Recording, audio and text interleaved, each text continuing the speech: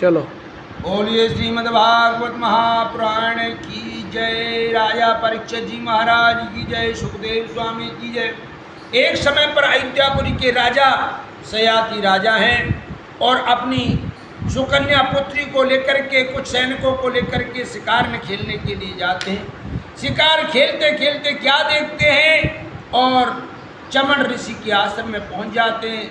और सैनिक को शिकार इत्यादि के लोग पुत्री घूमती हुई कहाँ जाती है कि वहाँ चमन ऋषि की का सारे शरीर में दीमक, तपस्या के कारण सारे शरीर में दीमक चढ़ी हुई है, केवल उनके नेत्र ही चमक रहे हैं तपस्या के कारण, और जो नेत्र थे लाल लाल हो रहे थे।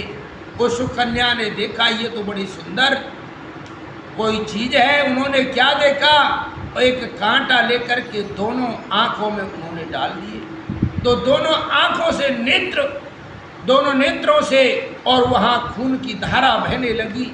सारे सैनिकों के मलमूत्र बंद हो गए। राजा के मलमूत्र बंद देख करके राजा बड़ा पश्चाताप करने लगा कि यहाँ तो चमन ऋषि का आश्रम था, किसने अपमान कर दिया, किसने उनका गलती कर दी। तो सभी को बुलाया गया, सुकन्या को बुलाया गया। सुकन्या ने कहा कि पिताजी मैंने इसका अपमान किया ये आँखों में, और मैंने सूल उस दिया है। जब वहाँ जाकर के साष्टांग प्रणाम करने लगे, ऋषि खड़े हो गए। ऋषि कहने लगे कि राजन मैं तो अंधा कर दिया आपकी पुत्री ने, अब मैं क्या करूं? आप ऐसा करो कि आप अपनी कन्या को मेरे लिए अर्पित कर दो, मेरे लिए शादी कर दो, जहाँ से मेरा भी जीवन यापन हो जाएगा, क्यों मेरी दोनों आंखों से दिखता नहीं। सुकन्या अगर राजा देखता है, अगर मैं इसको त्यागता हूँ, इस ऋषि के वचन को नहीं मानता हूँ, ये मुझे श्राप देगा, ये सारे राजकाज को समाप्त कर देगा।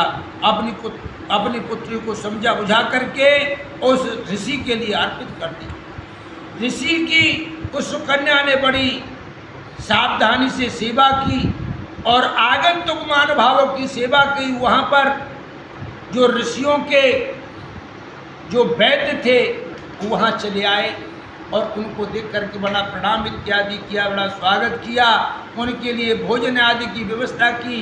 और सुकन्या उसको प्रसन्न होकर के कहने लगे कि पुत्री आप वरदान मांगो, आप जो वरदान मांगोगी सो ही आपके लिए वरदान दिया जाएगा। कि प्रभु मुझे वरदान आप देना चाहते हो तो आप मेरे लिए वरदान ये दो कि जो मेरे पति के जो नेत्र हैं वो ठीक हो जाए, मेरा जो पत्री का शरीर का जर्जर हो रहा है वो स्वस्थ हो जाए। उसी समय पर उन्होंने ऋषियों ने उनकी दवाई की, उनके लिए आशीर्वाद दिया। बस आशीर्वाद के कारण उनके नेत्र बड़े स्वच्छ हो गए, यौवन अवस्था आ गई।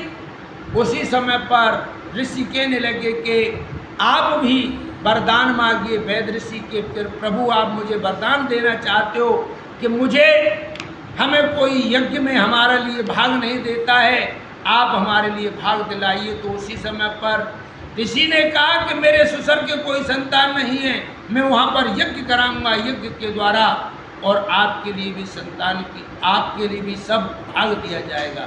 तो मेरे कहने का तात्पर्य यही है कि सभी उस गोविंद का स्मरण कीजिए। स्मरण करने से, प्रभु का ध्यान करने से सभी काम सिद्ध हो जाते हैं। जब सियानी पुत्री सुकन्या ने उन ऋषियों का तप किया, उस प्रभु से वरदान मांगा, उसके कारण उनकी सभी मनोकामना पूरी हो गई।